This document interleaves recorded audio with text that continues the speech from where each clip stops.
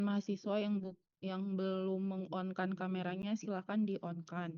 Lalu saya sekarang sudah membuka absen di STAR ya untuk kelas A umum, B umum, C umum, A dan B klinis. Nah, nanti akan saya konfirmasi kehadirannya, bisa saya lakukan acak ya random, bisa di tengah-tengah atau di akhir perkuliahan. Jadi nanti akan saya panggil namanya.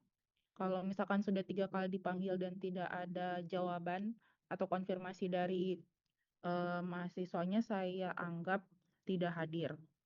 Jadi silahkan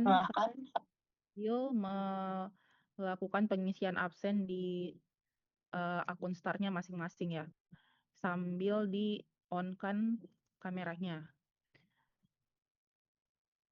Nah, di sini saya akan melanjutkan materi teknologi sediaan padat terkait dengan kapsul. Jadi kita akan membahas hari ini, sebenarnya kalau dari segi preformulasi nggak akan saya bahas lebih banyak ya, karena kurang lebih sama dengan preformulasi pada teknologi sediaan tablet sebelumnya yang sudah disampaikan. Jadi semoga waktunya cukup sampai kita bisa selesaikan dari preformulasi sampai evaluasi sediaan kapsul. Sebelum kita mulai, silahkan berdoa terlebih dahulu menurut agama dan kepercayaan masing-masing. Semoga ilmu yang kita dapatkan hari ini bisa menambah wawasan teman-teman terkait dengan ilmu farmasi yang seharusnya ini nanti akan sangat kalian aplikasikan ya setelah lulus. Silahkan berdoa dimulai.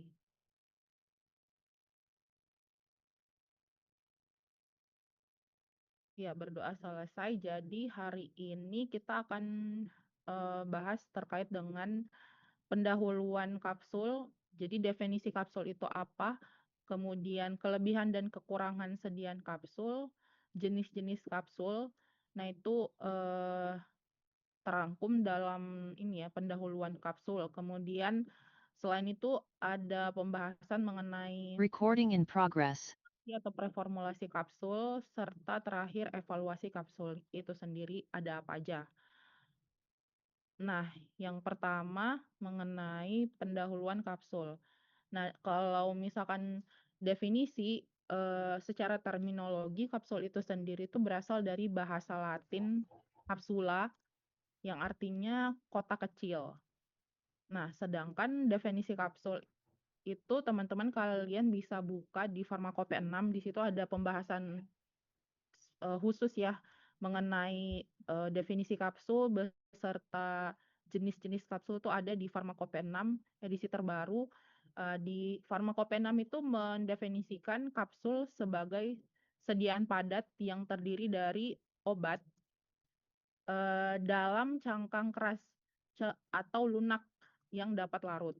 Nah, jadi kapsul itu sendiri adalah obat, di mana obat ini kan terdiri dari zat aktif maupun eksipien atau bahan tambahan yang terdapat di dalam suatu cangkang. Nah, cangkangnya ini tuh ada yang cangkang keras maupun cangkang lunak. Nah, kapsul itu sendiri biasanya terbuat dari bahannya ya. Bahan kapsul itu sendiri itu terbuat dari gelatin umumnya, berbentuk cangkang atau wadah. Nah, cangkang yang berupa gelatin ini tuh ada yang bersifat keras, makanya disebutnya sebagai kapsul keras, atau kapsul cangkang keras, ataupun lunak atau disebutnya soft, atau nama lainnya itu soft gel, berisi obat berupa serbuk hingga cairan berbahan dasar minyak. Nah, ini secara definitif ya, pengertian dari kapsul itu apa sih? Jadi dia berupa sediaan padat yang terdapat di mana mengandung obat terdapat di dalam satu cangkang.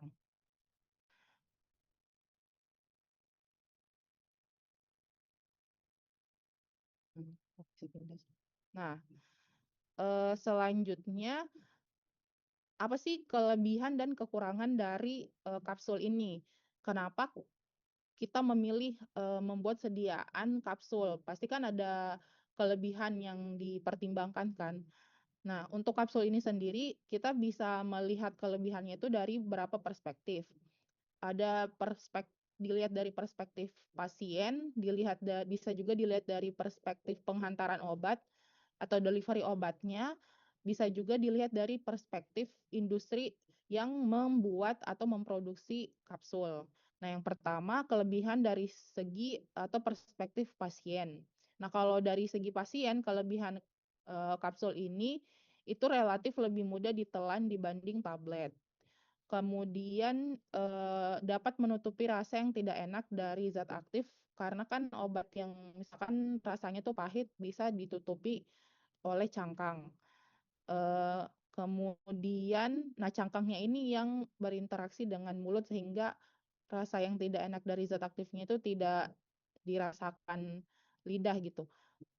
Kemudian kelebihan lainnya yang dirasakan oleh pasien itu eh, kapsul dapat dibuat dengan warna yang atraktif. Nah, mungkin kalian sudah pernah ya lihat lah ya cangkang kapsul itu warnanya beda-beda. Itu bisa meningkatkan penerimaan pasien dari segi atraktivitasnya. Kemudian untuk pasien yang kesulitan menelan, kapsul itu dapat dibuka. Biasanya anak-anak ya.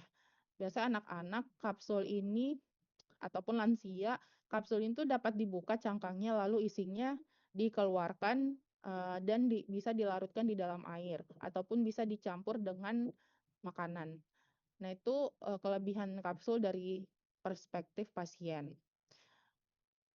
Nah, kalau dari segi penghantaran obat, kapsul itu ada yang misalkan seperti omeprazol ya, obat obat apa obat obat MAH atau dispepsia. Itu kan di dalamnya itu bukan serbuk ya, tapi kayak berupa granul-granul. Nah, itu kan ada tujuannya misalkan untuk melindungi zat aktifnya dari eh, kondisi lambung pada pH rendah. Nah, di mana zat aktif omeprazol itu nggak stabil pada kondisi asam tersebut. Nah, sehingga dia di eh, apa namanya dibuatlah dalam bentuk granul dan eh, dimasukkan ke dalam cangkang kapsul. Nah, itu bisa meningkatkan stabilitas dari zat aktifnya. Kalau misalkan dia stabil sampai di eh, khusus sehingga dapat diabsorpsi lebih banyak.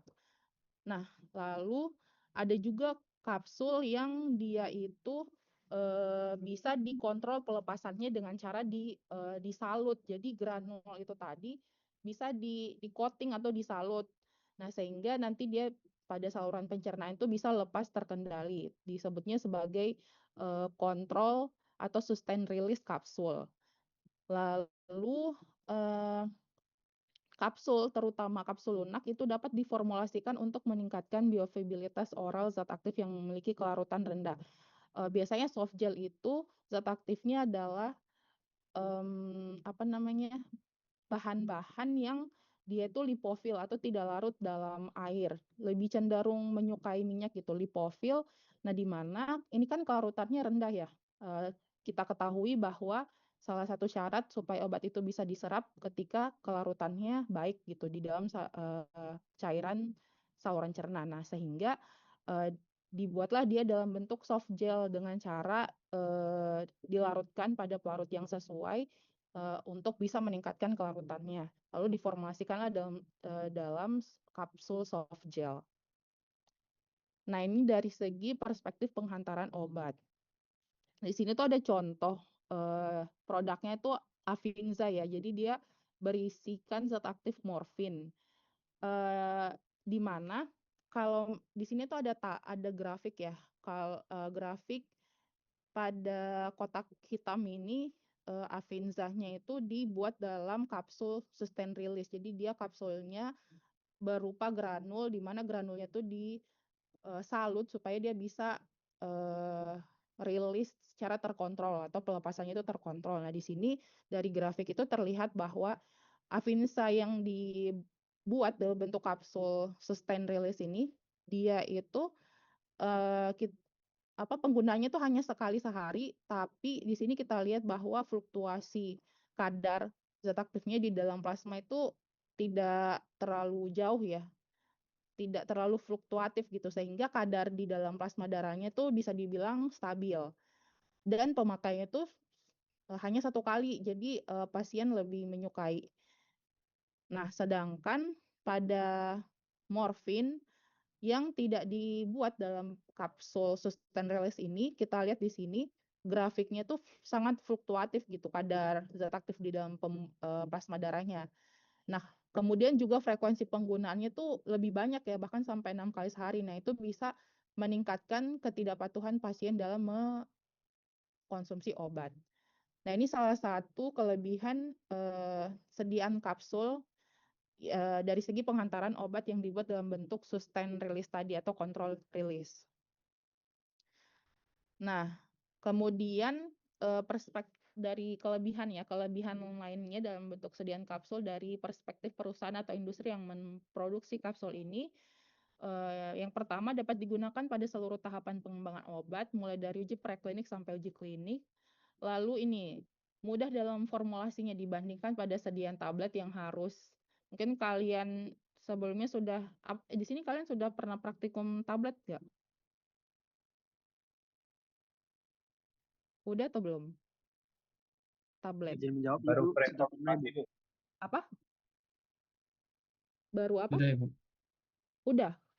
Nah, itu kan kalau kalian buat sediaan tablet tuh kan panjang ya prosesnya, apalagi mungkin yang pakai metode granulasi basah, mulai dari tahapan granulasi, pengeringan, sampai tahapan pengempaan. Nah, itu prosesnya tuh panjang gitu dibanding dengan sediaan kapsul, jadi nggak perlu dipadatkan, nggak perlu pengempaan, nanti tinggal dimasukkan pada satu cangkang. Jadi dari segi produksi itu lebih mudah dibanding tablet. Tidak membutuhkan unit proses yang banyak. Lalu stabilitas zat aktif dapat ditingkatkan di dalam formulasi kapsul. Ini karena ada cangkang yang melindungi zat aktifnya ya. Cangkang yang melindungi zat aktifnya sehingga bisa lebih stabil. Terus dapat digunakan sendiri tanpa bantuan tenaga medis dan biaya murah ini dibandingkan dengan sediaan misalkan parenteral ya yang butuh tenaga medis khusus pada pemberiannya. Lalu dengan adanya proses pewarnaan dan printing pada kapsul dapat membantu dalam branding dan identifikasi produk. Jadi di cangkang kapsulnya itu bisa diberikan logo identitas perusahaannya. Jadi membantu di sini dari segi identifikasi produk.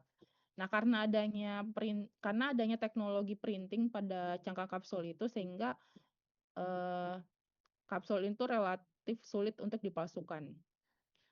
Bukan tidak mungkin ya, tapi relatif sulit dipalsukan, tergantung dari teknologi printing dari masing-masing industri sebenarnya. Nah, itu beberapa kelebihan yang dimiliki oleh sediaan kapsul dari berbagai perspektif. Nah, tapi ada juga kekurangan kapsul. Nah, yang pertama, jadi karena melalui sistem saluran cerna ya tetap ada kemungkinan zat aktifnya ini bisa berkontak gitu pada cairan saluran cerna baik di lambung ataupun usus yang memiliki pH yang berbeda ya. Nah, sehingga ada kemungkinan zat aktifnya itu ya tetap bisa terdegradasi. Apalagi tadi kalau misalkan kapsulnya itu tidak di-coating atau tidak disalut dengan polimer yang bisa melindungi zat aktifnya dari pH asam misalnya ya tetap bisa terdegradasi si zat aktifnya. Meskipun ada cangkang dari kapsul. Kemudian yang kedua, kekurangannya itu interaksi negatif antara obat, eksipien, dan cangkang kapsul. Contohnya higroskopisitas. Nah, sehingga pada tahap reformulasi itu nanti kita juga harus mempertimbangkan bahan yang kita gunakan pada formulasi kapsul itu bagaimana higroskopisitasnya. Kalau misalkan zat aktifnya itu bisa menyerap air atau misalkan eksipien yang digunakan itu menyerap air, dia bersifat higroskopis, itu kan nanti akan mempengaruhi kadar air dari kapsul. Nah, diketahui bahwa kapsul itu kalau misalkan terlalu tinggi kadar airnya, ya bisa lembek ya, jadi bisa hancur si cangkangnya atau bisa saling nempel satu sama lain. Jadi merusak estetikanya bisa juga merusak stabilitasnya karena terjadi hidrolisis. Jadi nggak baik ya kalau misalkan zat aktif ataupun eksipien yang digunakan itu punya sifat higroskopisitas yang tinggi. Nah, selanjutnya sumber gelatin harus bebas dari bovin spongiform encephalopathy. Jadi tetap harus ada pengujian mikroba dari bahan gelatin yang digunakan dalam cangkang kapsul. Isu agama terkait kehalalan dan isu vegetarian terkait sumber gelatin yang digunakan karena kan sumber gelatin itu ya bisa berasal dari sapi, bisa berasal dari babi. Nah, sehingga harus selalu dipastikan atau dikonfirmasi gelatinnya yang digunakan pada cangkang kapsul ini tuh ya berasal dari gelatin hewan apa. Kemudian kurang cocok untuk bahan yang memiliki densitas rendah. Mesin pengisi kapsul untuk skala industri relatif kompleks, memerlukan waktu setup yang lebih lama dan validasi pembersihan yang kompleks dibanding mesin tablet. Kemudian adanya kemungkinan permasalahan terkait homogenitas, berat, dan isi kapsul. Nah, ini beberapa permasalahan yang meskipun tadi ada banyak kelebihan yang dimiliki kapsul, tapi ada juga kekurangan dari sediaan kapsul. Nah, itu berapa pertimbangan kenapa kita misalkan suatu saat ya ditanyain gitu, kenapa kalian buat sediaannya tuh dalam bentuk kapsul. Nah, itu kalian pertimbangkan dari segi kelebihan dan kekurangannya. Nah, selanjutnya di sini ada 2 jenis kapsul yang tersedia secara komersil. Ada kapsul keras dan kapsul lunak. Nah, kapsul keras ini karena cangkang yang digunakan itu sifatnya keras gitu. Dia bahan cangkang kapsulnya itu bisa berasal dari gelatin, pati atau bahan lain yang sesuai.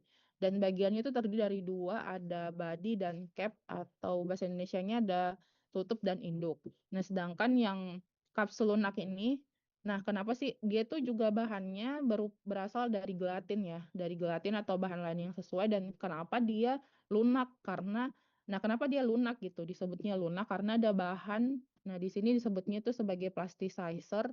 Nah, plasticizer ini yang menyebabkan sifat dari kapsul lunak itu lebih fleksibel atau lebih elastis dibanding cangkang keras tadi.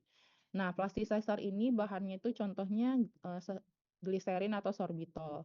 Jadi ada tambahan bahan plasticizer selain dari gelatin pada cangkangnya yang membuat cangkang lunak atau soft gel ini tuh sifatnya lebih elastis atau fleksibel.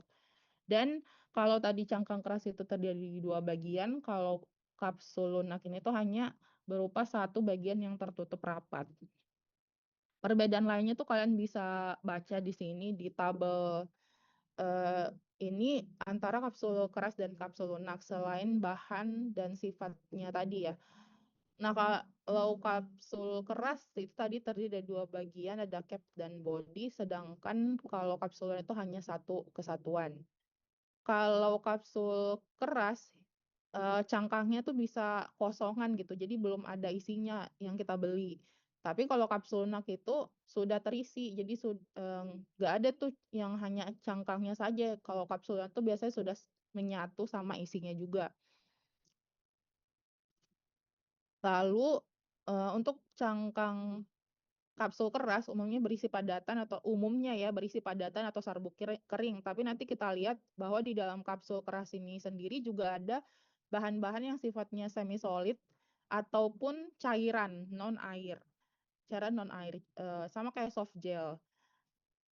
Nah, sedangkan kalau kapsul lunak umumnya berisi cairan berbasis minyak. Mungkin kalian kayak kalian mungkin pernah minum vitamin yang tidak larut air, contohnya ADEK ya. Vitamin ADEK itu kan larut lemak. Nah, itu biasanya dibuat dalam bentuk kapsul atau kapsul lunak atau soft gel ini. Terus kalau kapsul keras pemakaiannya oral, kalau kapsul lunak itu bisa digunakan oral, rektal ataupun topikal. Ke topikal tuh misalkan contoh produknya tuh yang elips ya buat rambut. Di dalam itu kan ada minyak vitamin buat rambut yang dilapisi sama cangkang lunak. Itu yang contoh penggunaan topikal. Terus bentuk umum kalau kapsul keras bentuk umumnya hanya silinder. Kalau omega 3 juga, suplemen omega 3 itu kan dalam bentuk soft gel atau kapsul lunak. Dia berupa minyak juga. Nah, itu contoh kapsul lunak. Kalau kapsul keras lagi bedanya bentuk umumnya hanya silinder dan tersedia dalam berbagai ukuran. Kalau kapsul lunak, ini nanti kalian bisa baca sendirilah perbedaan antara kapsul keras dan kapsul lunak.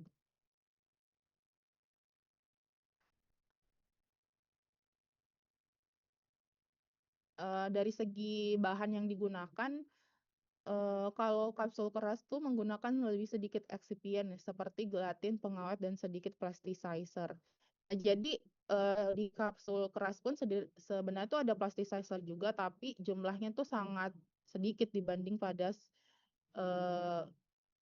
kapsul lunak atau soft gel. Dan bahan yang digunakan pada kapsul lunak pun jauh lebih banyak dan kompleks ya. Di sini ada gelatin, plasticizer, pemanis, pengawet, pewarna, dan lain-lainnya. Ya. Nah, mari kita lihat lebih detail lagi ke kapsul. Yang pertama kapsul keras.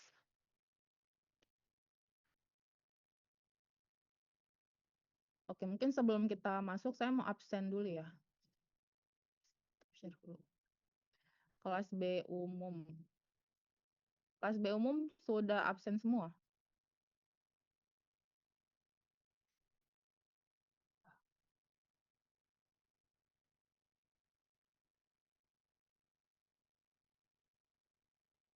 Evelyn Novelina Hadir Ibu. belum absen ini. Ini aku absen kan ya hadir. Agnes Oktaviani Balangan. Hadir Ibu. Wajihan Saharatisa. Hadir Ibu. Naila Nur Aziza. Hadir Ibu. Robi Teguh Darmawan. Hadir Ibu.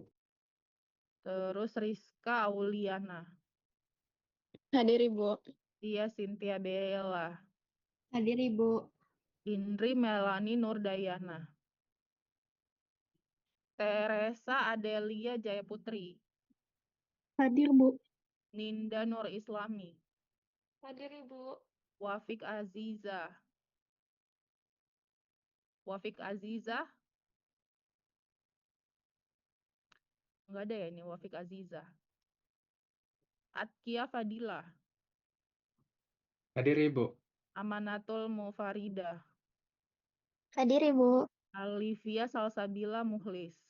Hadir Ibu. Mar Humairah. Hadir Ibu. Nur Sakinah. Hadir Ibu. Talita Julia Waleleng. Hadir Ibu. Violi Lendri Libratardi Lencau. Hadir Ibu. Sarvina Zahra. Syarvina Zahra. Syarvina Hadir, Ibu. Zahra hadir. Adityawan Putra Pratama. Hadir Ibu. Hadir Ibu. Nadira Diva Raisia. Hadir Ibu. Kesi Carmen Sulani. Hadir Ibu. Muhammad Faruk. Muhammad Faruk. Muhammad Faruk. Gak ada. Aksda Ainia Azahra. Hadir Ibu. Danish Saidan Azlin. Hadir Ibu. Nabila Syawalia Putri. Hadir Ibu. Rahil Azahra. Hadir Ibu. Sofia Ramadhani. Hadir Ibu. Syifa Nabila Herdinata. Hadir Ibu. Muhammad Tezar Alfirizki. Hadir Ibu. Dennis Walsen. Dennis Walsen. Hadir Bu. Vina Anggreni Aji Hadir Putri. Ibu. Nasya Aprilia. Hadir Ibu. Nafisa Putri Zakia. Hadir Ibu. Muhammad Alif Rizki. Muhammad Alif Rizki mana? Muhammad Alif Rizki. Gak ada. Anindi Agustin. Hadir Ibu. Aulia Mutia Hasan. Aulia Mutia Bu. Hasan. Hadir Ibu. Naomi Ariela Putri. Naomi Aurelia, bukan. Hadir Bu. Ariela. Naomi Ariela Putri. Hadir. Oke, Naufal Akmal. Hadir Ibu. Latifah Rahmi. Hadir. Pema Alidanti. Hadir Ibu. Nadia Ifatul Aulia. Nadia Ifatul Aulia. Hadir Ibu. Alisa Fatin Naziha. Hadir Ibu. Syahruli Syafaat. Hadir Ibu. Gabriel Rian Annahar. Hadir Ibu. Cynthia Desti Nurfadila. Hadir Ibu. Oke. Berarti tadi ada berarti nih, ada nih 2 orang gak hadir.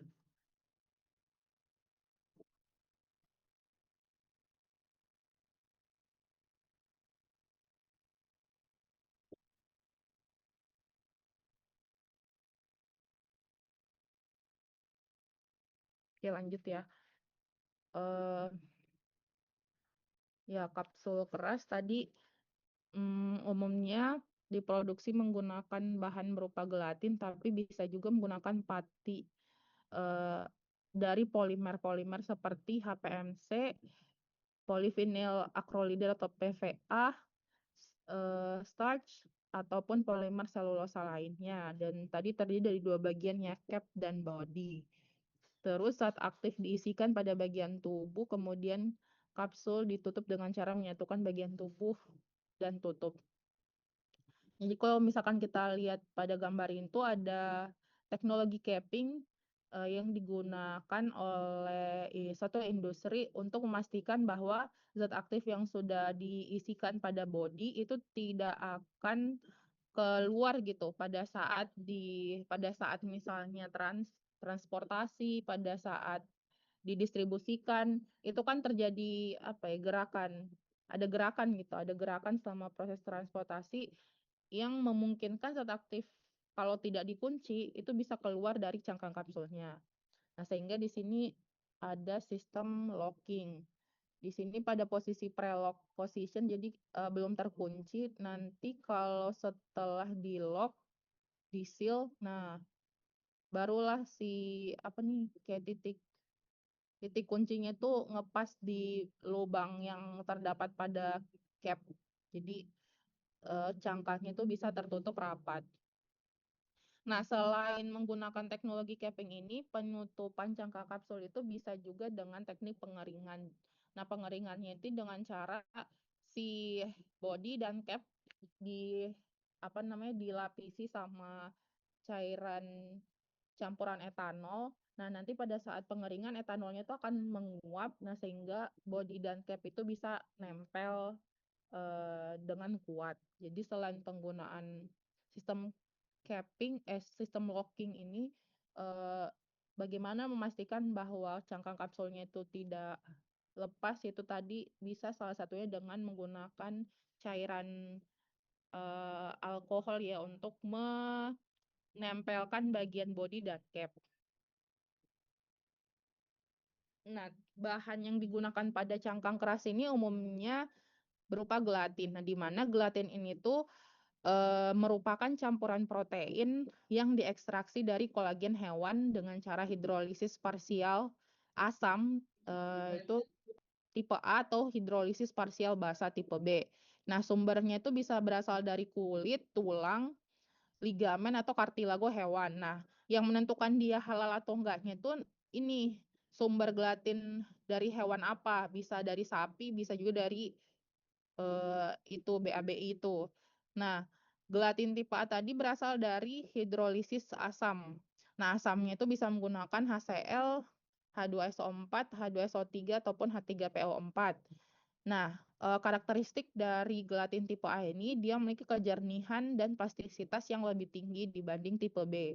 Nah, tipe B ini tuh berasal dari hidrolisis parsial alkali atau basa dengan cara menghilangkan kandungan mineral pada sumber kolagennya tadi, misalkan dari tulang. Nah, kandungan mineral itu dihilangkan dengan treatment basa.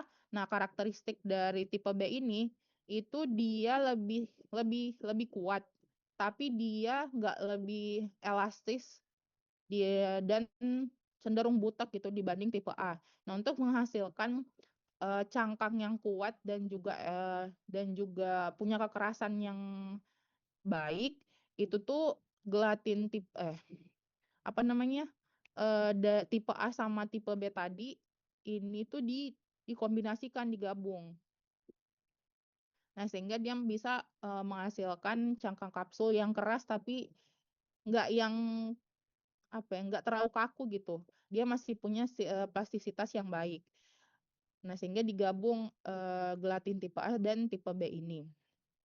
Nah, ini adalah gambaran tahapan bagaimana memperoleh larutan gelatin dari berbagai sumber.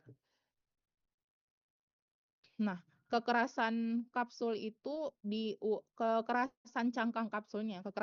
kapsul itu diukur secara kuantitatif melalui parameter Bloom strength. Jadi ukuran rigiditas cangkang kapsul. Nah, itu untuk kapsul keras sekitar 200 sampai 250 gram, sedangkan kalau kapsul lunak itu 150 gram. Gitu parameter ukuran kuantitatif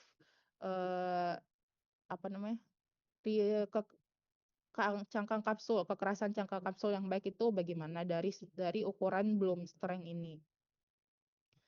Nah, jadi kedua tipe gelatin A dan B tadi itu digabungkan sehingga diperoleh kapsul yang memiliki kejernihan dan kekuatan mekanis yang baik. Nah, prosesnya jadi setelah perlakuan atau treatment asam dan basa dari masing-masing sumber kolagen, gelatin itu diekstraksi menggunakan air panas, kemudian didinginkan sehingga terbentuk gel. Nah, airnya itu dihilangkan dengan cara diuapkan, nah sehingga tersisalah serbuk gelatin.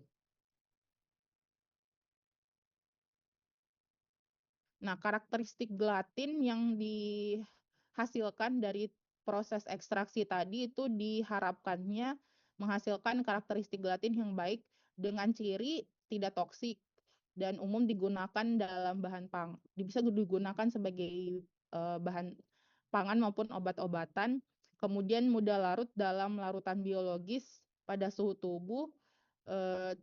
Jadi dia sifatnya hidrofilik ya, gelatin ini. Kemudian dapat membentuk film fleksibel yang kuat.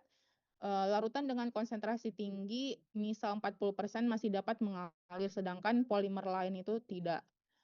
Dapat mengalami transisi dari bentuk larutan menjadi gel pada suhu yang relatif rendah. Nah, ini karakteristik gelatin yang dihasilkan dari proses ekstraksi tadi. Nah, bahan lain yang digunakan pada cangkang kapsul itu bukan hanya gelatin ya sebagai bahan utamanya, tapi ada juga karena kapsul itu beraneka ragam warnanya, jadi pasti ada tambahan pewarna di cangkang kapsulnya. Nah, pewarna yang kita bisa gunakan itu bisa dua jenis, ada yang larut air disebutnya dye, ada juga yang tidak larut dalam air atau pigmen. Nah, penggunaan bahan-bahan yang digunakan sebagai pewarna itu berdasarkan regulasi yang ketat ya mengenai pemilihan pewarna mana yang aman dikonsumsi sebagai obat dan makanan, mana yang dilarang. Contoh dye yang baik digunakan itu seperti ini, erythrocin, indigo carmine, quinoline yellow. Ya, inilah bisa dibaca sendiri. Selain pewarna ada juga bahan lain seperti plasticizer.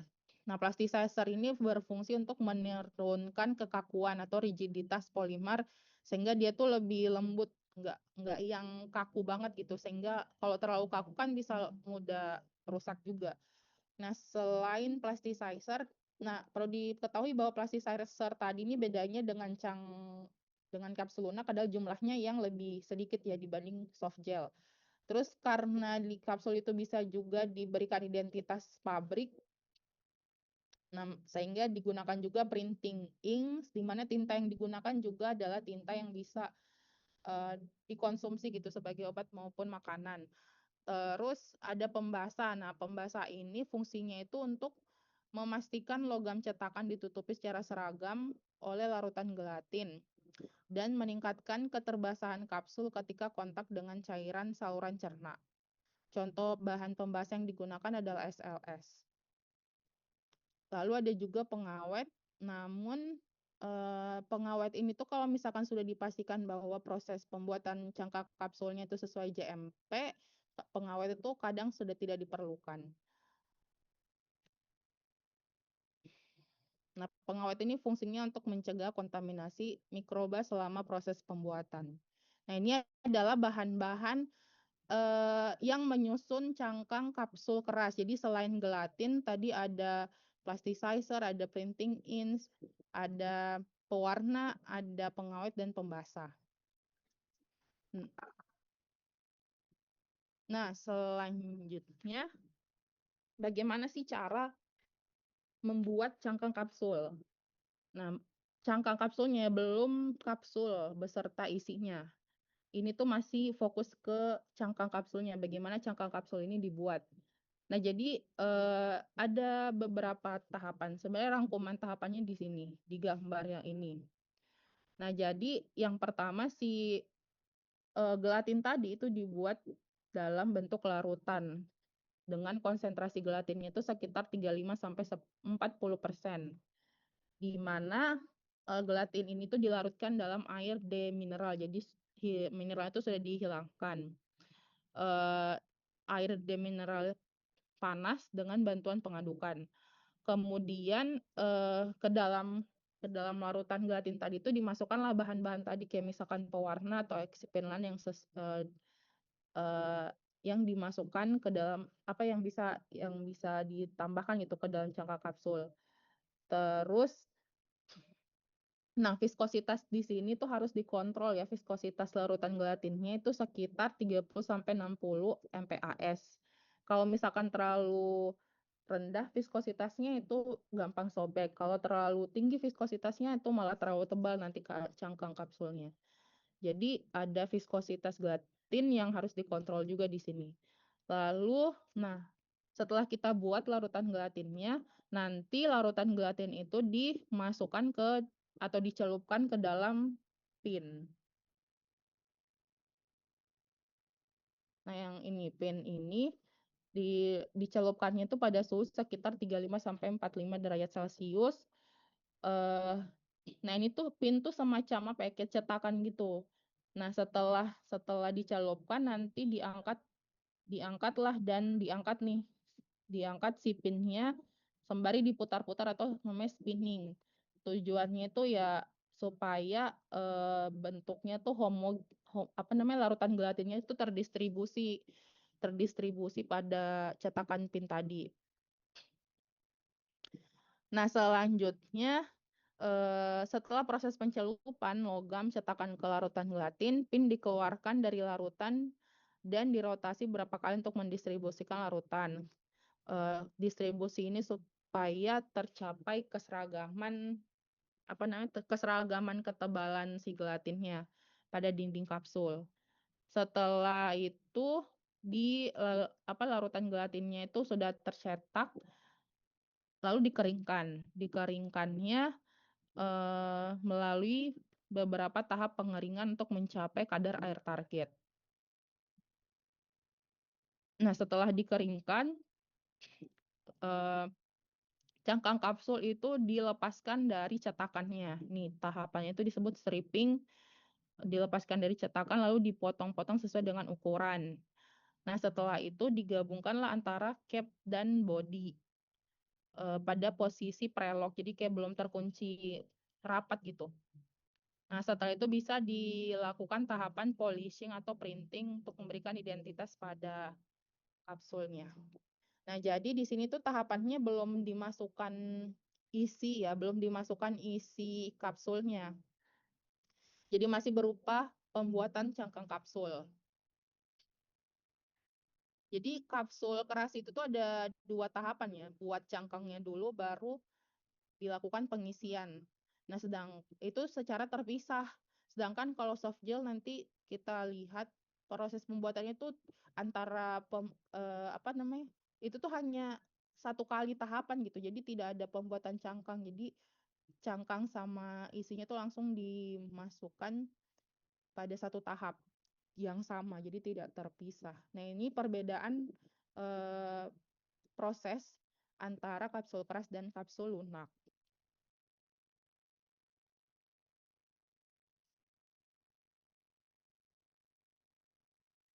Nah, cangkang kapsul keras yang dihasilkan itu ada batasan kadar airnya, di mana syaratnya itu sekitar 12-16%.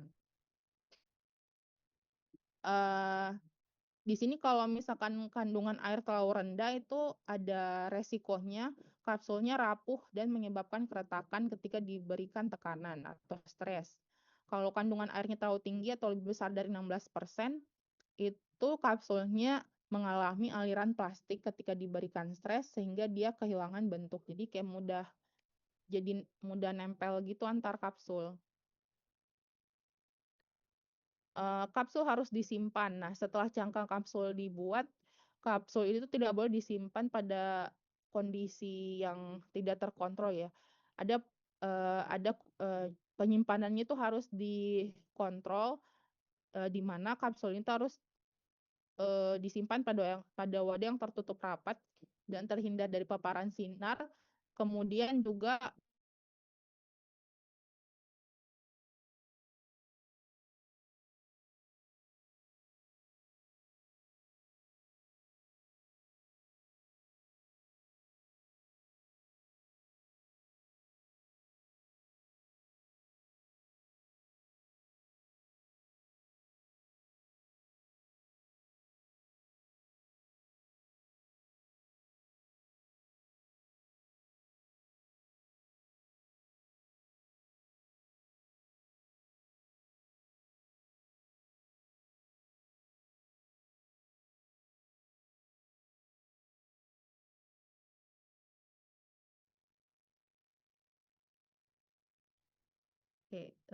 jaringanku kurang baik nih.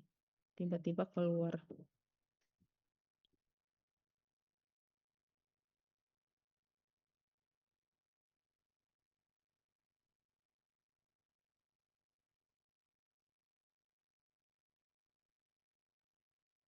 Oke, lanjut ya ke permasalahan dalam pembuatan kapsul.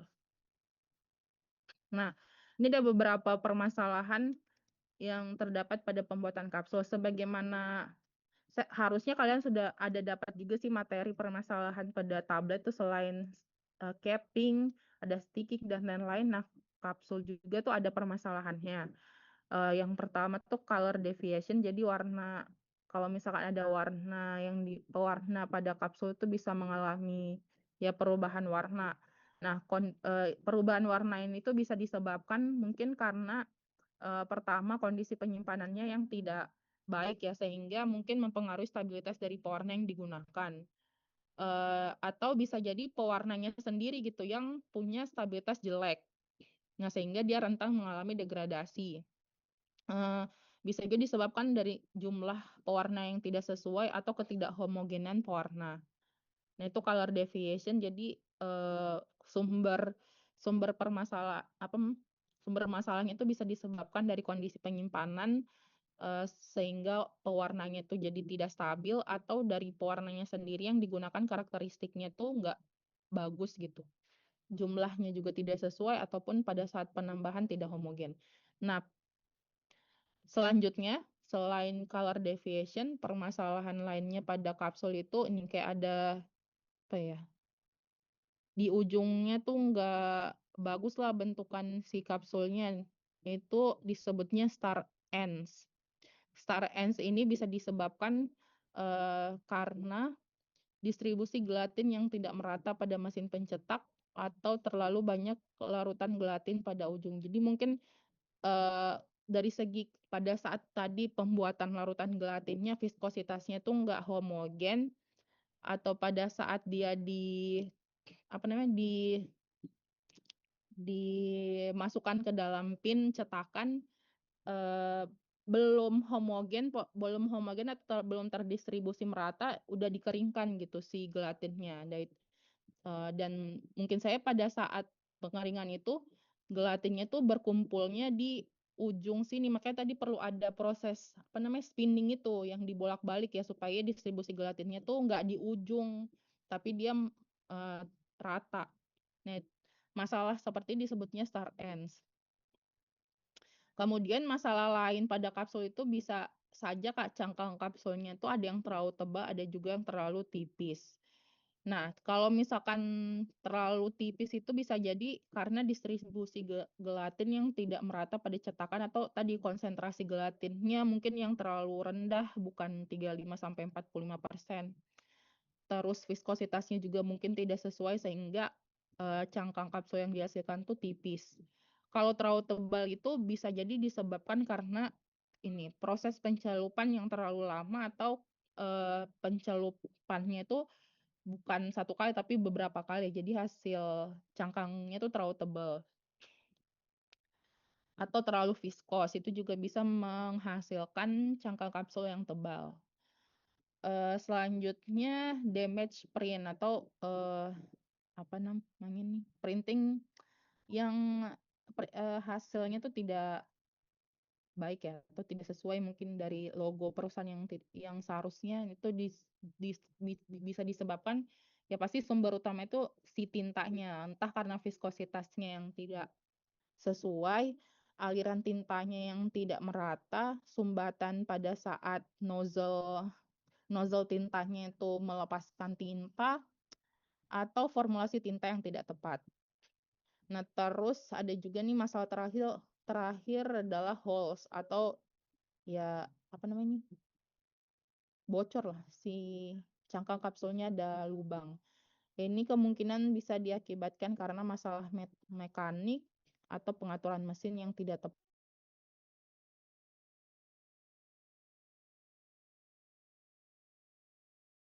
Dikontrol itu mulai dari pada saat pembuatan larutan gelatinnya, konsentrasinya, viskositasnya, itu semua harus dikontrol sampai pada tahap printing. Pada saat pemberian identitas logo perusahaan ke kapsul pun ini tinta, viskositasnya, jenis tintanya, nozzle, mesin printingnya tuh harus dikontrol supaya cangkang kapsul yang dihasilkan juga memenuhi parameter fisik.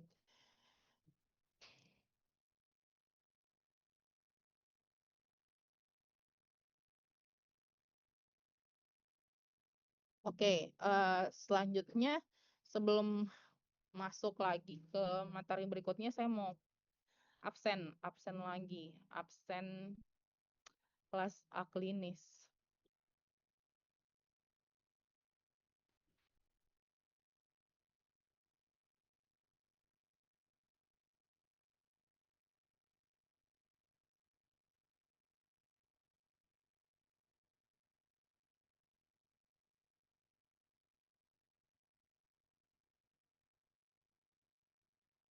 Kelas A klinis baru pertemuan ke-6 gitu.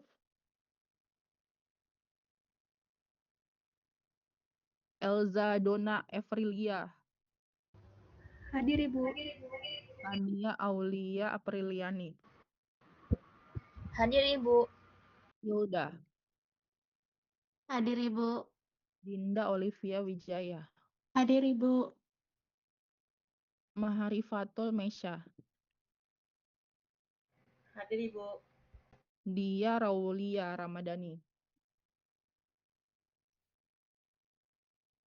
Dia Raulia Ramadhani.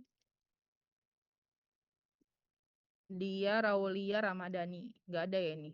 Ini saya batalkan ya absennya ya. Dia.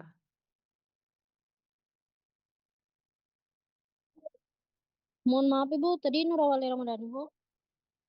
Oh, ada ya. Bu, saya Eh, hadir Bu.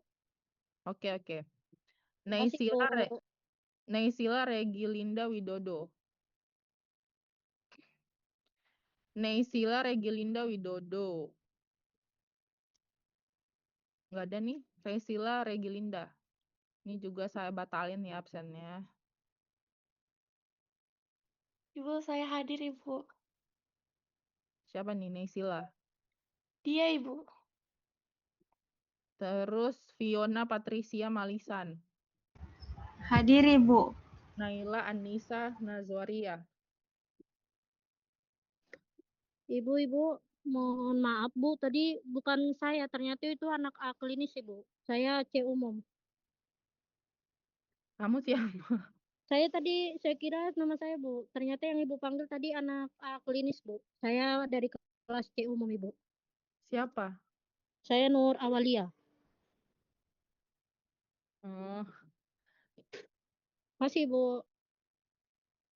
C umum belum saya absen. Tadi tuh siapa ya? Siapa sih yang saya panggil terus kamu yang jawab?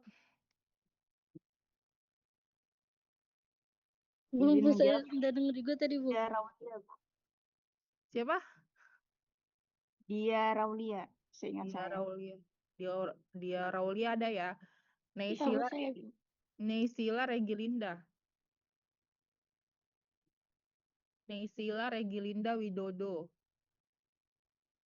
Nah ini berarti nggak ada ya Naysila ini. Oke, batalkan. Terus Fiona Patricia. Hadir, Ibu, saya, Bu. Naila Anissa.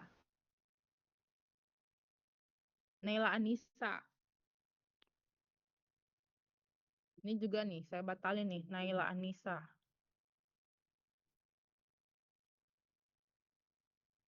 Terus Saskia Atira.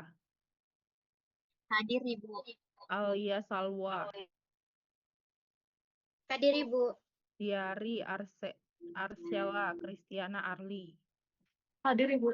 Rita Ayu Saputri. Hadir, Ibu. Julia Wanda. Hadir, Ibu. Muhammad Daifullah Ramadana. Hadir Ibu. Andi Yasmin Mahira Salihah. Hadir Ibu. Tika Aurelia. Hadir, Ibu. Syifa Dwi. Hadir, Ibu. Ridho Octavia. Hadir. Muhammad Abdi Negara. Hadir Ibu. Hadir. Nurisa Rahmadani. Hadir, Ibu. Azaya Najla Krisna. Hadir, Ibu. Nana Nur Rahmawati. Hadir, Ibu. Ita Tresna. Hadir, Ibu. Agnesia Chandra. Hadir, Ibu. Rifka Dinda Salsabila. Rifka Dinda Salsabila. Ini juga saya batalin ya. Rifka Dinda Salsabila.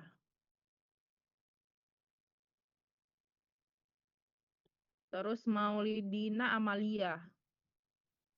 Hadir, Ibu. Ajeng Nadine Hanifah. Hadir, Ibu. Firza Tiara Palit. Hadir, Ibu.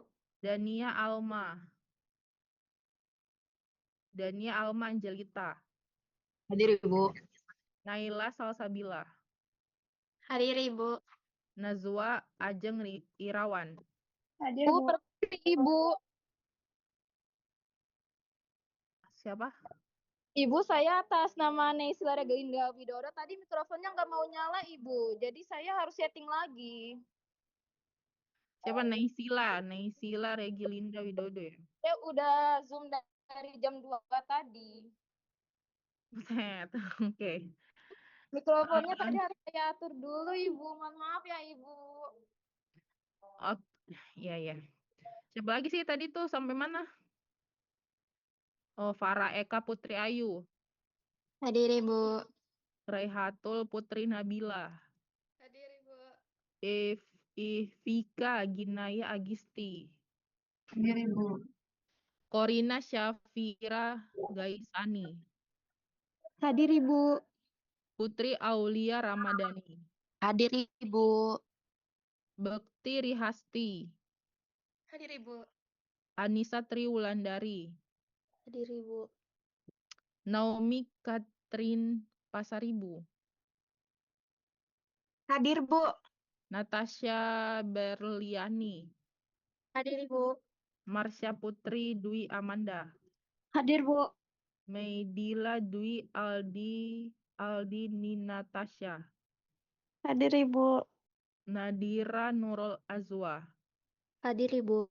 Andita Hafiza Hamsyah. Hadir Ibu. Oke.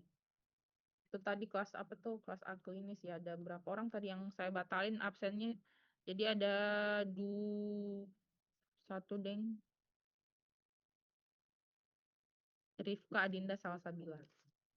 Ibu izin Iya, konfirmasi saya dari kelas B umum tadi sebelumnya ada di absen, cuman saya ada gangguan tadi Bu. Saya nggak bisa masuk, jadi saya hadir sebenarnya Bu. kenapa baru sekarang itunya? Saya mau konfir tapi Ibu sudah lanjut materi tadi, saya tidak enak. Siapa namamu? Muhammad Faruk.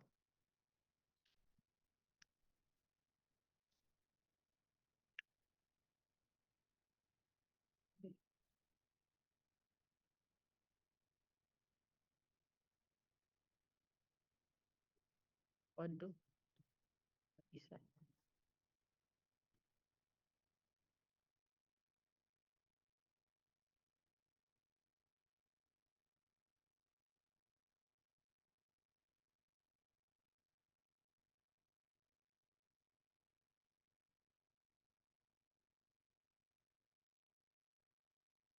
Muhammad Faruk.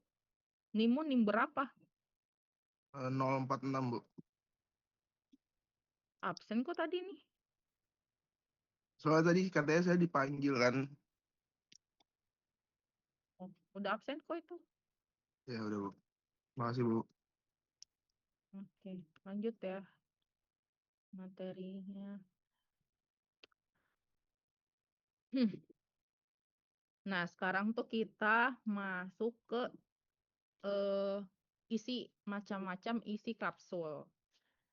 Nah, jadi umumnya tuh kapsul cangkang keras ini isinya padatan, bisa berupa ini ya, bisa berupa serbuk, bisa berupa granul, bisa berupa pelet ataupun tablet mini. Jadi tablet mini ini gambarnya yang nomor 5 ini. Jadi kayak ada tablet kecil terus dimasukkan ke dalam cangkang kapsul. Ada juga yang isinya tuh kapsul juga, kapsul in kapsul. Ada juga berupa pasta, berupa pelet atau granul. Nah,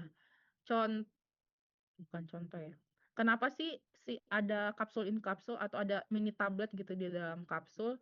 Ada tujuannya gitu. Jadi tujuannya itu ada yang tujuannya untuk meningkatkan stabilitas dari zat aktifnya. Ada juga yang tujuannya itu dalam sistem penghantaran. Jadi dia bisa dibuat dalam kontrol sustain release ketika dia dibuat dalam bentuk kapsul atau tablet ini.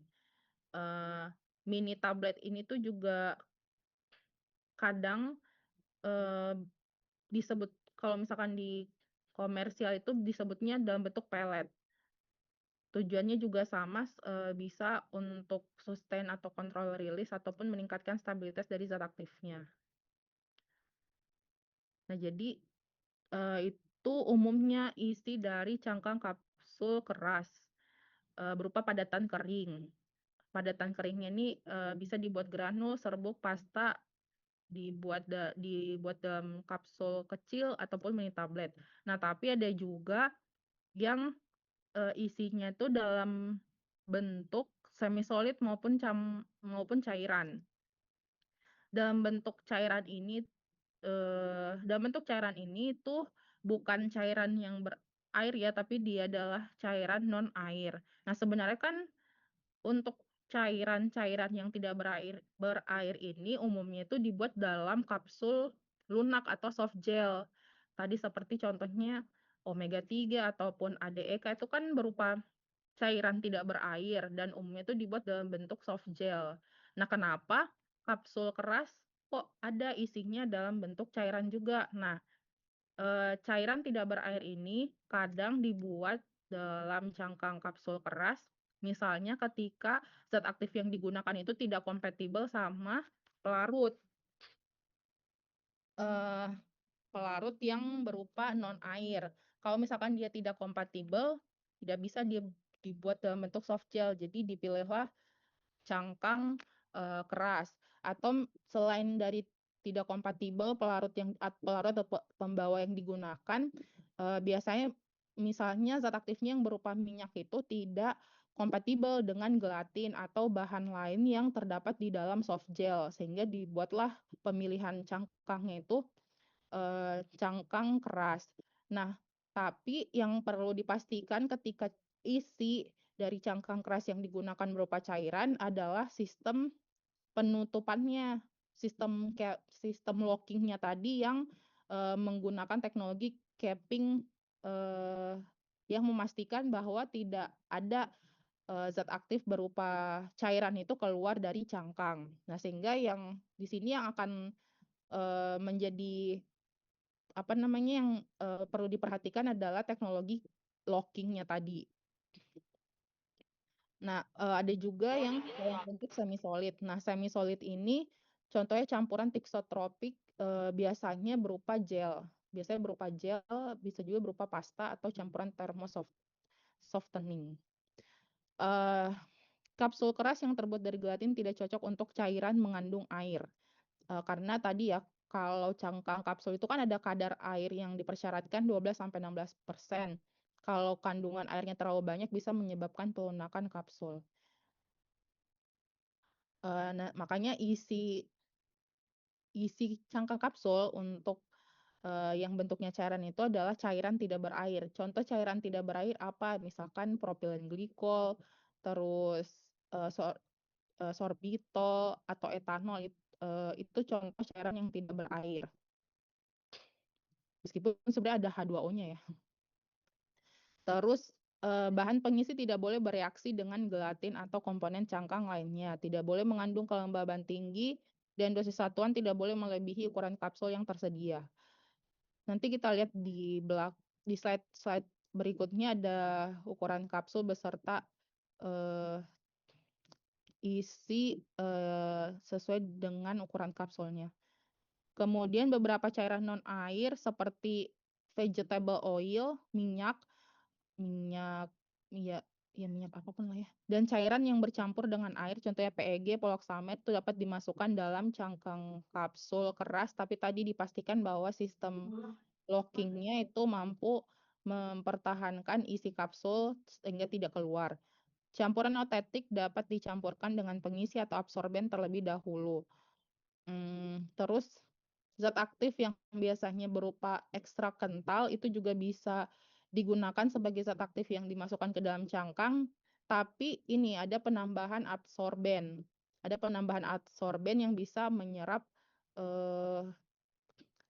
kandungan air yang terdapat pada ekstrak. Jadi dia tidak berperan pada penambahan kadar air cangkang kapsul.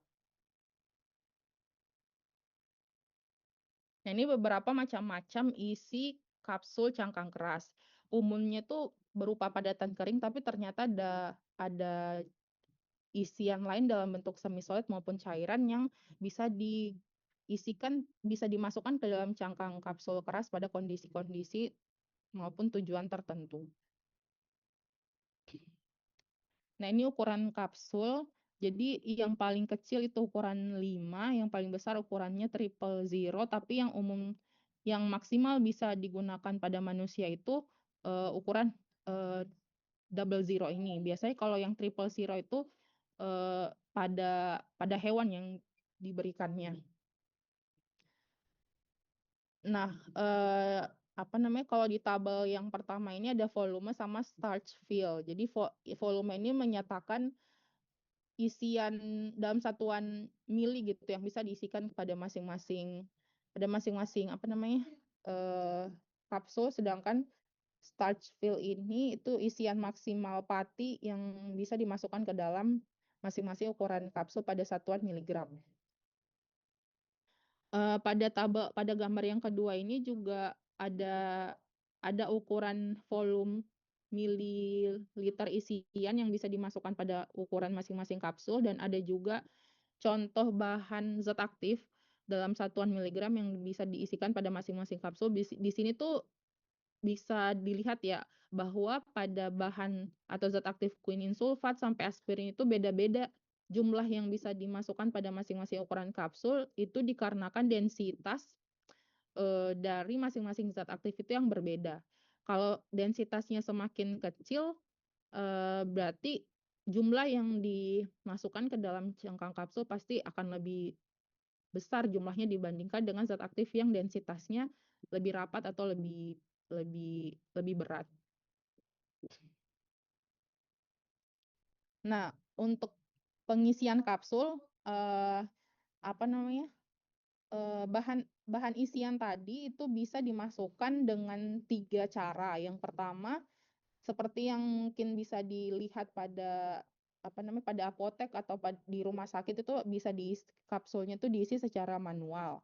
Diisi dengan tangan seperti yang dilakukan pada peracikan obat di apotek ataupun rumah sakit. Nah, ada juga yang menggunakan mesin skala kecil disebutnya Phaeton Capsule Filling Machine dengan kapasitas 50 sampai 10.000 kapsul. Contoh mesinnya itu pada gambar yang warna hitam ini. Ini adalah Phaeton Capsule Filling Machine. Dan ada juga pengisian kapsul yang dilakukan pada skala industri bisa sampai 3.000 sampai 150.000 kapsul per jam.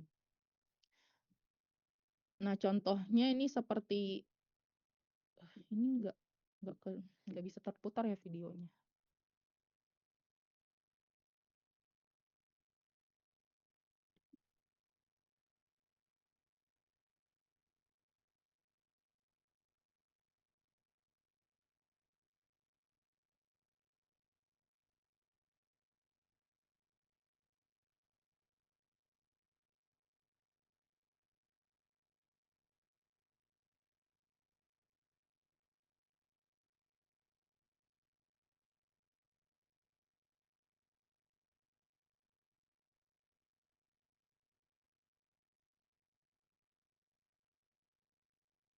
By creating a new series of capsule filling machines, the FEC series, Feta Compacting has once again proven its innovative capabilities.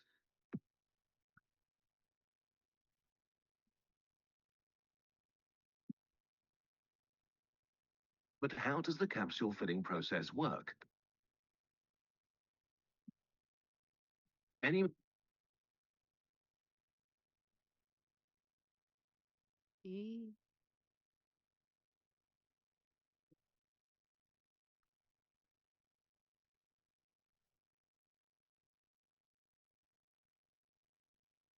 By creating a new series of capsule filling machines, the FEC series, Feta Compacting has once again proven its innovative capabilities.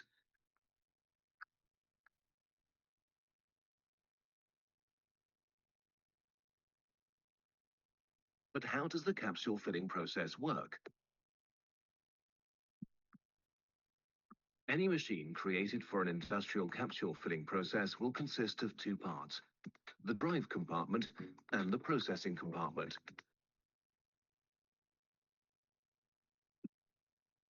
The filling process can be divided into 5 steps: feeding and orientation of empty capsules, capsule opening, dosing, closing, and finally, the ejection of the filled capsule.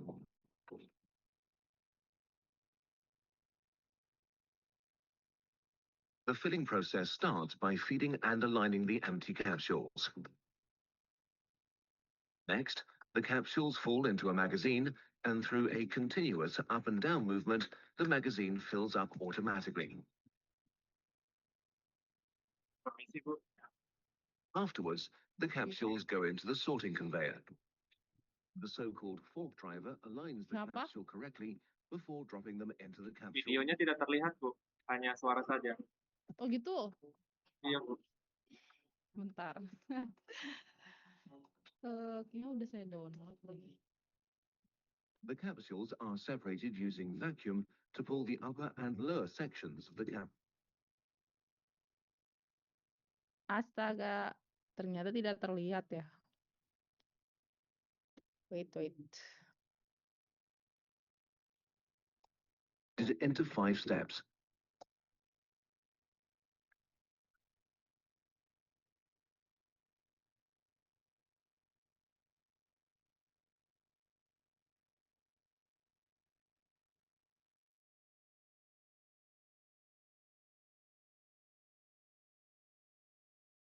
The filling process can be divided Kelihatan kah? Sudah terlihat Ibu. Kelihatan, Bu. Oh, oke. into 5 steps: feeding and orientation of empty capsules, capsule opening, dosing, closing, and finally, the ejection of the filled capsule.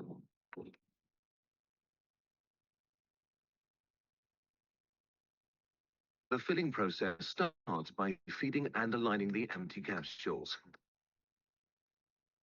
Next, the capsules fall into a magazine, and through a continuous up and down movement, the magazine fills up automatically. Afterwards, the capsules go into the sorting conveyor. The so-called fork driver aligns the capsule correctly before dropping them into the capsule holder.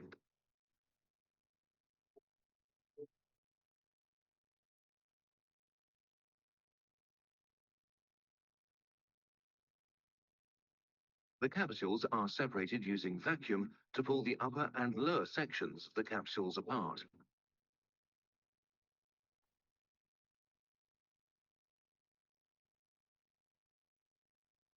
Non-separated capsules are easily identified and immediately removed.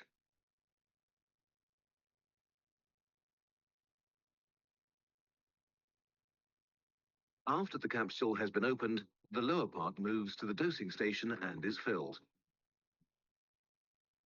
Should the capsule holder be missing a capsule, the operator can choose whether or not to fill the entire holder. A tamping pin station starts filling the powder. With the help of a filling cone, the powder is evenly spread on the dosing disc.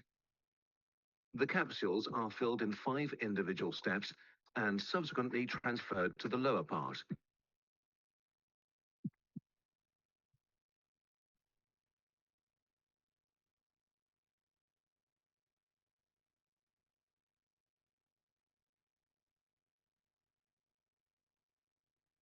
Alternatively, the capsules can also be filled with pellets by using individual pellet filling stations. Through a slider mechanism, the pellets are evenly filled into dosing chambers. While pellets fall into one portion of the capsules, the gate valve provides the opposite side with new pellets. By doing so, both sides of the capsule holder can be loaded.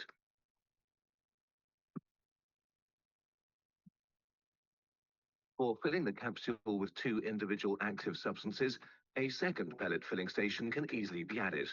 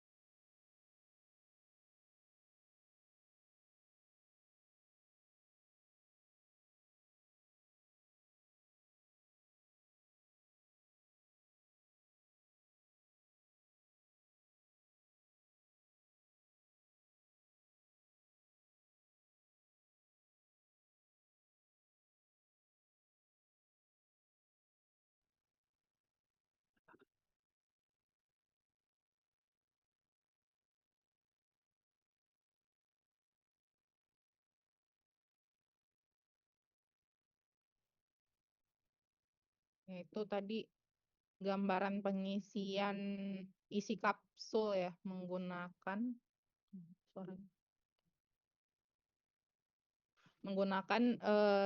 apa namanya mesin filling semi to fully automatic di skala industri. Nah kemudian skala pengisian dosisnya itu ada 2 tipe, bisa menggunakan sistem yang dependen maupun sistem independen. Nah kalau sistem dependen ini tuh sangat bergantung pada jumlah serbuk yang bisa diisi atau dimasukkan ke dalam bodi kapsulnya. Jadi dosisnya itu dihitung dari berapa banyak sih jumlah serbuk yang bisa mengisi bodi kapsul secara penuh. Nah, sedangkan kalau yang independen ini tuh nggak bergantung sama jumlah serbuk yang bisa diisikan pada bodi kapsul, tapi bergantungnya sama jumlah jumlah real dari serbuk yang dimasukkan ke kapsul. Jadi kalau tadi tuh yang sistem dosis dependent, kita masukkan serbuk ke dalam kapsul, terus kita masukkan serbuk sampai terisi penuh tuh si kapsulnya. Terus kita hitung berapa jumlah dari serbuk yang kita masukkan. Nah, itu pakai sistem dependent. Tapi kalau independen ini kita tentukan dulu nih berapa jumlah serbuk yang mau kita masukkan. Misalkan kita mau isi 300 mg. Jadi kita timbang dulu 300 mg serbuk baru diisikan ke kapsul. Nah, itu kalau sistem independen.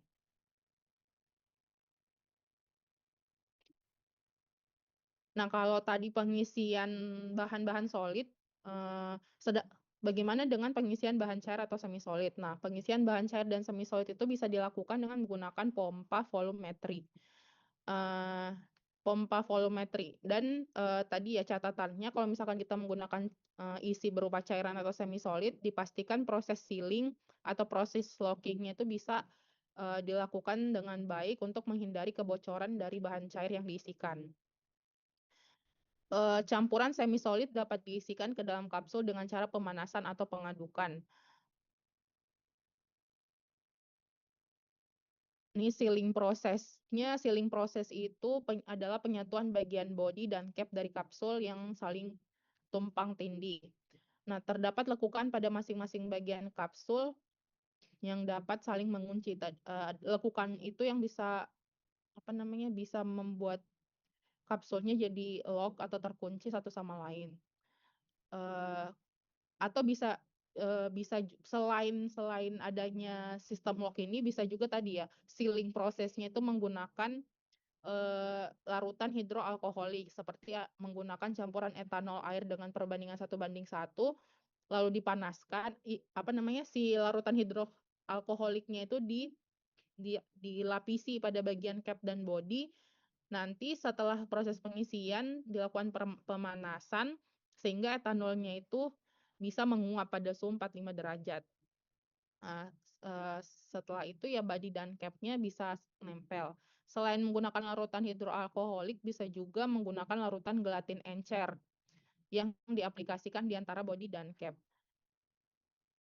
Nah, encernya ini berkisar antara 5-15%. Nah, itu proses sealing antara body dan cap, jadi bisa menggunakan sistem lock, bisa juga menggunakan larutan gelatin encer ataupun hidroalkoholik.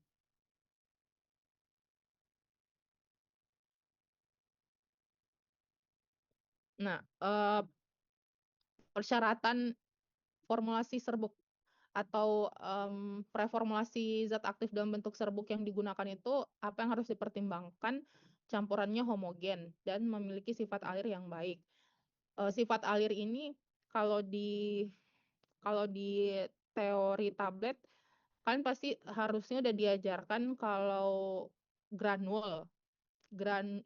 kalau granul yang dibuat pada metode granulasi basah itu kan ada IPC-nya ya, atau proses kontrolnya. Jadi kita harus mengetahui bagaimana sih sifat alir granul yang dihasilkan dari proses granulasi.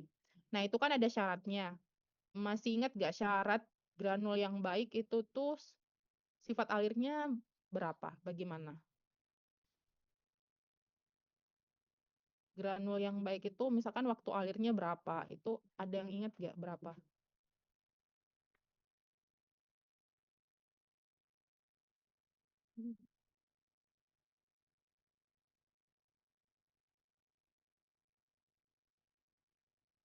Sifat alir yang baik itu bagaimana parameter kuantitatifnya?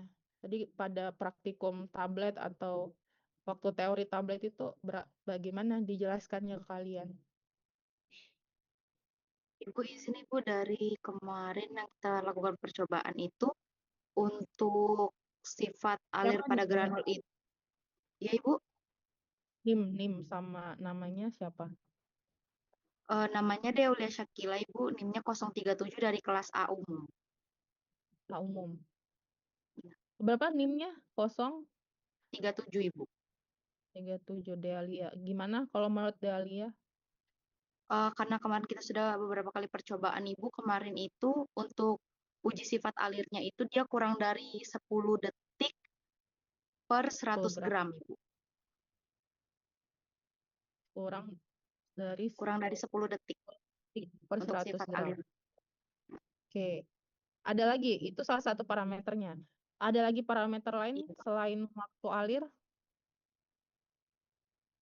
Uji Izin, sudut Ibu. diam. Izin. Siapa lagi namanya?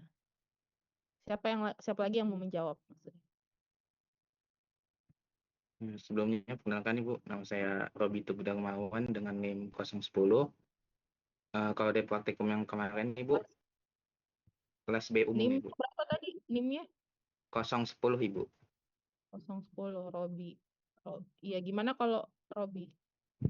Izin Bu, kalau kemarin di granulnya diuji flow tester itu ada 2, seperti yang disebutkan tadi, ada waktu yang mana granul yang baik itu bisa turun semua dalam kurang dari 10 detik, dan juga ada dari sudut of repose-nya itu tuh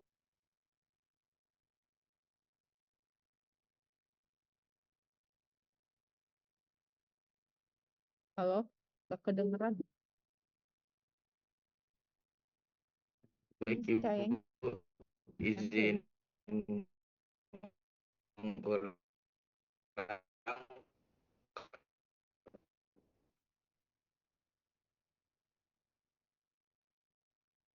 Iya, gimana nggak kedengeran? Putus-putus. Ini aku kayak nggak bagus. Izin Ibu, kalau dari yang kemarin itu selain uji waktu alirnya itu ada juga uji sudut diamnya Ibu. Kalau untuk yang granul yang sangat baik itu di bawah 25 derajat, sedangkan kalau untuk yang baik dari 25 sampai 30 derajat Ibu. Oke. Iya benar ya. Jadi sifat alir itu bisa dilihat dari sudut diam tadi maupun waktu alir dari misalkan granul yang kita gunakan. Oke, makasih ya tadi De Aulia sama Robi. Terus non-adesif. Non-adesif dapat kemudian syarat serbuk yang digunakan tadi dapat dikompresi membentuk padatan yang kompak. Ini juga bisa dilihat dari derajat kompresibilitasnya ya. Kalau di tablet itu kemarin pakai ini indeks Hausner atau rasio Hausner. Terus memiliki kompatibilitas antar komponen serbuk dan komponen kapsul. Stabil dan dapat melepaskan zat aktif sesuai dengan yang diinginkan. Nah, ini beberapa syarat serbuk zat aktif yang digunakan.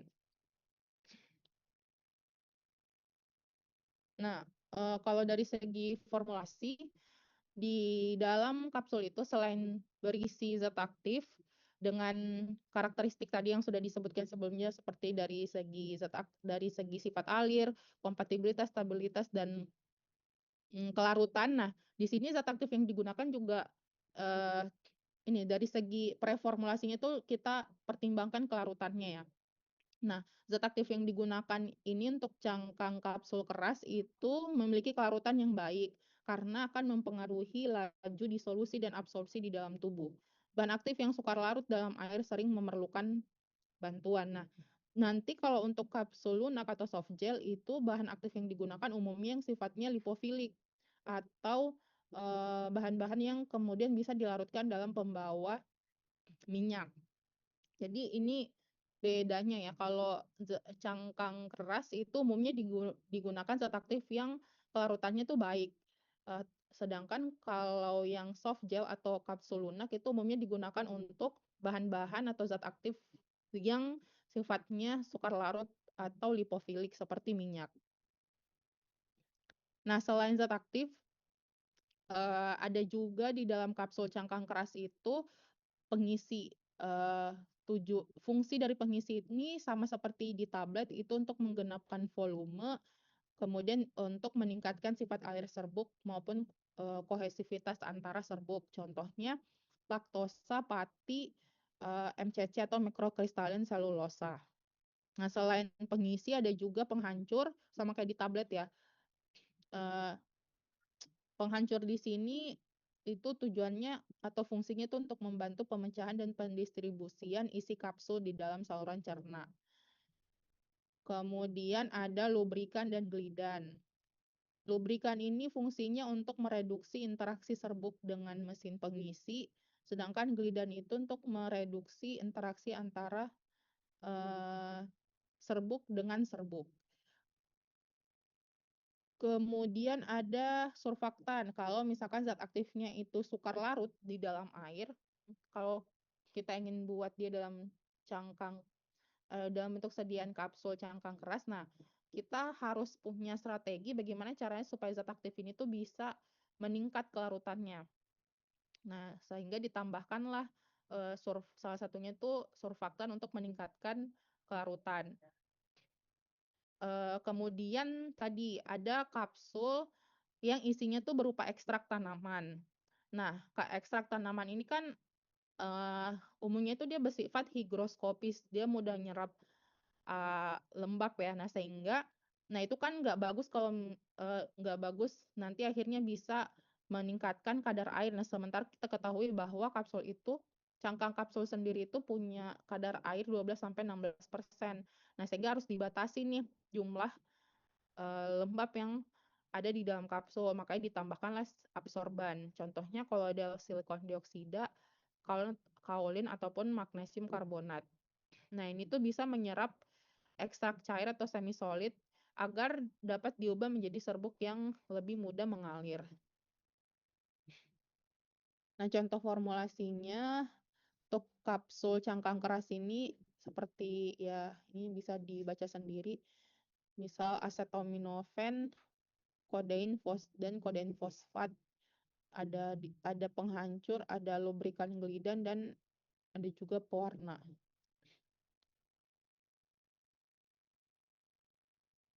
Nah, itu untuk kapsul cangkang keras. Nah, untuk kapsul cangkang lunak mungkin akan saya bahas pada pertemuan berikutnya, beserta dengan evaluasi kapsul. Masih ada 2 pertemuan lagi harusnya. Nanti mungkin ingin saya ingatkan saja, saya itu nanti kalau di setiap akhir materi akan ngasih kuis ke kalian, jadi supaya kalian nggak kaget aja gitu ya. Jadi nanti setiap selesai materi kapsul akan saya kasih kuis berkaitan dengan materi kapsul. Setiap selesai effervescent ya kalau nggak salah. Sama effervescent lagi, materi effervescent. Jadi setelah selesai penyampaian materinya, nanti ada kuis tentang effervescent.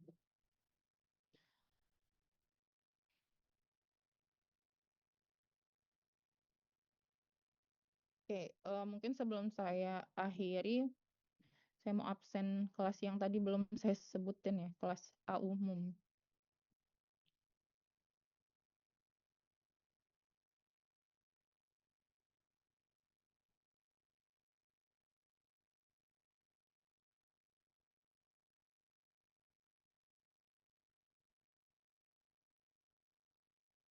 Muhammad Naufal Ismail. Hadir Ibu. Hadir Ibu. Tiara Misbah. Hadir Ibu. Nur Fadila. Hadir Ibu.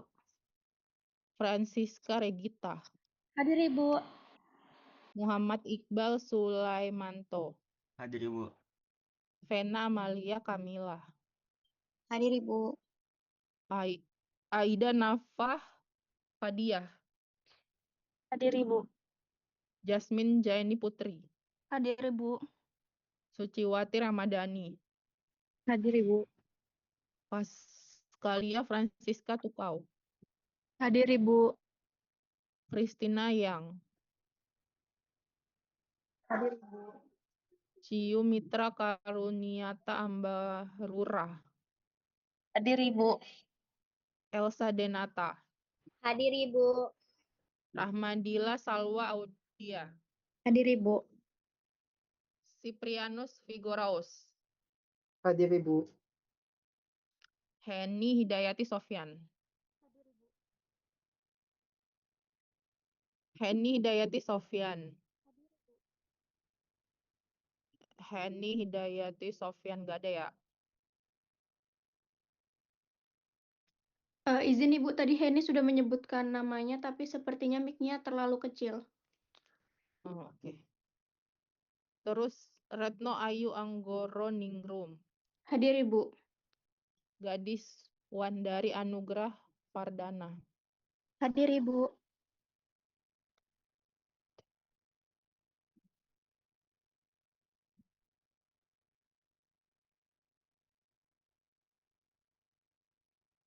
Anissa Rahma Fitria, Hadir Ibu. De Aulia Syakila,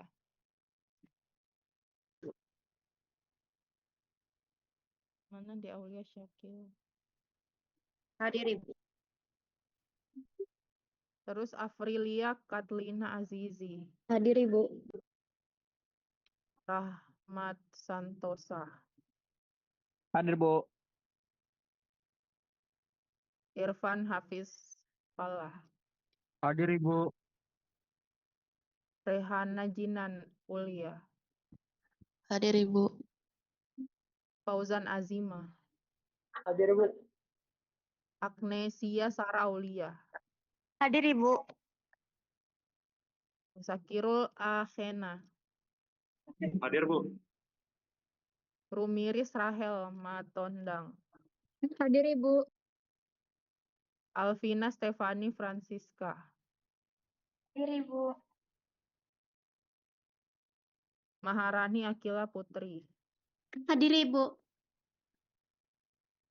Cynthia Wahyu Agustina, Hadir Ibu. Siti Farah Ramadhani, Hadir Bu. Nur Salma Aziza, Hadir Ibu. Natalia Vera Sabrina, Hadir Ibu. Siti Kirania Inayah, Hadir Ibu. Syifa Nur Salsabila, Hadir Ibu. Tri Sukma Rivaldi Danwarta, Hadir Ibu. Muhammad Rizka Awiltra, Hadir Ibu. Anissa Fadila Dwi Muhardani, Hadir Ibu. Melandri Riko Stoner, Hadir Bu. Afril Bella Audina, Hadir Ibu. Fadila Trihastuti, Hadir Ibu. Febria Rizky Alifani, Hadir Ibu. Rispa Wahyu Handayani, Hadir Ibu. Haura Nabila Rahadatul Aisi, Hadir Ibu. Justinus Alexandria. Hadir Bu. Oke. Ini kalau ini sambil saya absen, kalau misalkan ada yang mau ditanyakan tadi dari materi definisi, kelebihan kekurangan, jenis kapsul sampai kapsul cangkang keras, ya silahkan nyalakan mic saja.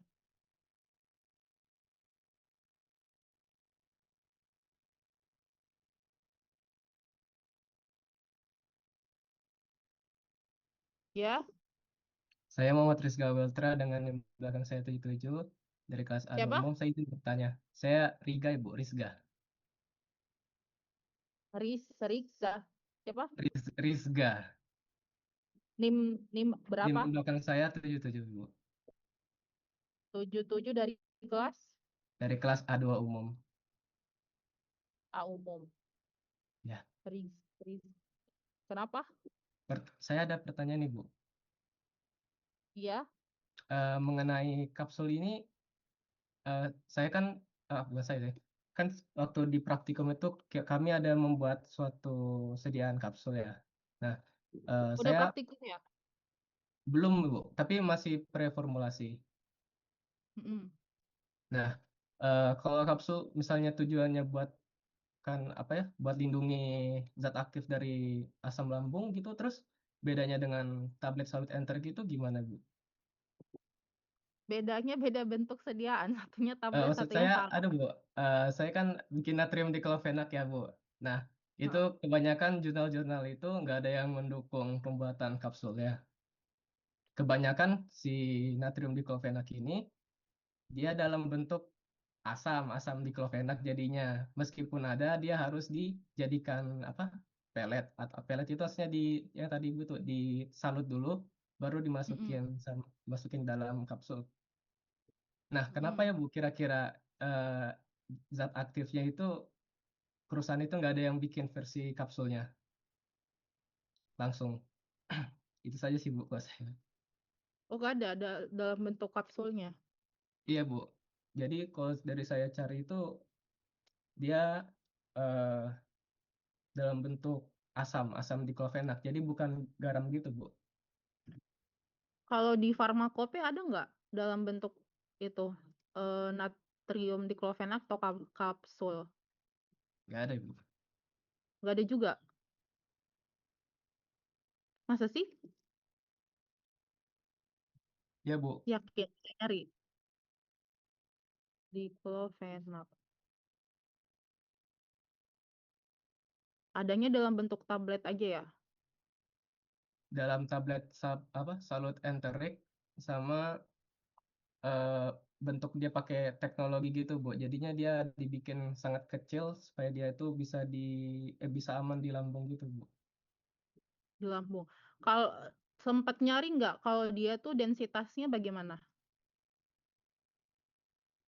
Untuk Karena densitas kapsul ini Untuk densitasnya sih Bu tidak ada, tapi yang saya tahu sendiri itu dia sifatnya itu higroskopis, tapi masalahnya dia higroskopis jadi nggak cocok dalam bentuk sediaan kapsul, tapi disuruh dalam bentuk kapsul dalam pembuatan formulasi praktikum. iya, coba nanti dicari dulu ya densitasnya tuh bagaimana ya, karena kalau kapsul ini sendiri juga salah satunya itu zat aktifnya nggak boleh yang densitasnya tuh terlalu rendah. Itu mungkin satu, kenapa dia nggak dibuat secara komersil ya, nggak ada kapsulnya. Kalau dari perusahaan luar juga nggak ada kapsul yang dibuat dalam bentuk kapsul? Ada Bu, tapi yang saya bilang tadi Bu bukan yang natrium tapi yang asam, sama dia pakai Asam. teknologi khusus, iya. Jadi dia Teknologi khususnya itu apa diklofenak tujuannya? acid. Diklofenak Dorfolax kadang acid. aja gitu ya. Jadi teknologi dari Oh, perusahaannya sendiri begitu. tapi belum dicari tahu ya itu tujuannya dalam bentuk asam kenapa? Karena kan kalau dalam bentuk asam berarti kelarutannya jadi rendah ya? Iya Bu, karena dia targetnya di usus kan Bu. Kalau dia di lambung masalahnya dia gampang berinteraksi sama lingkungan asam. Jadi Mhm, bisa iritasi gitu Bu lambungnya kalau dari saya baca. Jadinya mhm. dia bikinnya dalam bentuk asam karena dia dalam bentuk tidak terionisasi ya itulah Ibu sebutannya kalau tidak salah. Iya, iya. Jadi lebih mudah larut kalau dari segi pH akan lebih mudah larut di usus ya. Ya, Ibu. Coba dicari tahu dulu itu apa namanya densitasnya bagaimana ya kalau untuk kapsul. Kalau misalkan tetap dibuat dalam bentuk kapsul, berarti kan misalkan nih densitasnya terlalu rendah, berarti kan perlu ditambahin apa tuh kira-kira? Pengisi dari segi formulasinya. Ya Ibu. Atau tadi dari saya kurang tahu ya ini natrium diklofenak, maksudnya belum nyari tahu juga preformulasinya entah dari segi stabilitasnya bagaimana, terus densitasnya berapa, terus higroskopisitas. Kalau misalkan dia emang higroskopis dibuat dalam bentuk kapsul, berarti kan mau kekeh dibuat kapsul ya berarti perlu ditambahkan absorben. Nah, tadi ukuran, kapsul kan sudah disebutkan ya ada beberapa ukuran dan yang paling maksimal itu ukurannya di double zero. Nah, itu kan ada maksimal juga kan berapa jumlah yang bisa terisi. Misalkan nih kalau misalkan natrium diklofenak dimasukkan ke dalam kapsul terus ternyata dia butuh jumlah pengisi yang motor. misalkan membutuhkan jumlah pengisi atau jumlah absorben yang banyak. Bisa jadi dia tidak dibuat dalam bentuk kapsul karena mungkin tadi jumlah pengisi atau jumlah absorben yang perlu ditambahkan jumlahnya misalnya terlalu melampaui dari ukuran maksimal dari tablet yang bisa digunakan untuk manusia, mungkin seperti itu. Makanya perlu dicari tahu dulu nih dari segi preformulasi si emang zat aktifnya itu harus natrium diklofenak ya dari praktikum? Harus Ibu. Apa? Harus Ibu. Sudah ditentukan. Harus natrium diklofenak ya? Iya, karena dibagi per kelompok gitu Bu, ada masing-masing. Dan kebetulan dapatnya itu kelompok saya di kelas saya. Oke. Terus dari info preformulasi yang kamu dapatkan, masalah yang kamu dapatkan itu higroskopisitasnya ya, yang kurang baik ya? Iya, jadinya kan berinteraksi sama cangkang sebenarnya, sama itu juga tadi Bu pas dia masuk ke dalam lambung gitu Bu. Jadi saya juga bingung kan karena nggak ada jurnal yang bantu buat kayak misalnya natrium diklofenat ini. Jadi masalahnya nanti disolusikan dengan ini, tapi tidak ada Ibu. Nggak ada ya? Ya itu coba kalau dari segi higroskopisitas kan tadi bisa dipertimbangkan tuh dengan menambahkan absorben ke dalam formulasinya. Jadi dia bisa counter sifat higroskopisitas dari si natrium diklofenaknya. Cuman masalah selanjutnya berapa banyak jumlah absorben yang perlu ditambahkan ke dalam kapsulnya dengan ukuran kapsul yang dipilih. Itu selanjutnya. Tapi kalau dari segi formulasi tadi coba ditambahin aja si absorben. Absorben yang bisa dipilih tadi bisa aerosil atau koloidal silika, bisa magnesium karbonat, bisa juga kaolin. Kenapa dia belum dibuat dalam bentuk secara komersil ya? Coba nanti saya cari tahu dulu ya. Si preformulasi natrium diklofenak ini tuh bagaimana? Takutnya dia memiliki densitas yang rendah gitu, sehingga memang kalau zat aktif yang densitasnya rendah itu emang agak sulit dia dibuat dalam bentuk kapsul. Baik Ibu, terima kasih Ibu atas jawabannya, sangat membantu. Tunggu ya, ini saya juga cari tahu nih densitas si natrium diklofenak itu berapa. Ada lagi nggak yang lain? Di PR juga nih buat saya diklofenak. Tadi tuh absen berapa kelas B umum, B klinis ya? Adinda Intan. Hadir Ibu. Pertemuan berikutnya itu sesuai dengan jadwal dari masing-masing kelas saja secara offline insya Allah. Saya akhiri dengan mengucapkan wabillahi taufiq wal hidayah. Assalamualaikum warahmatullahi wabarakatuh. Waalaikumsalam warahmatullahi wabarakatuh. Terima kasih Ibu. Terima kasih, Bu. Terima kasih, Bu. Ibu. Recording stopped.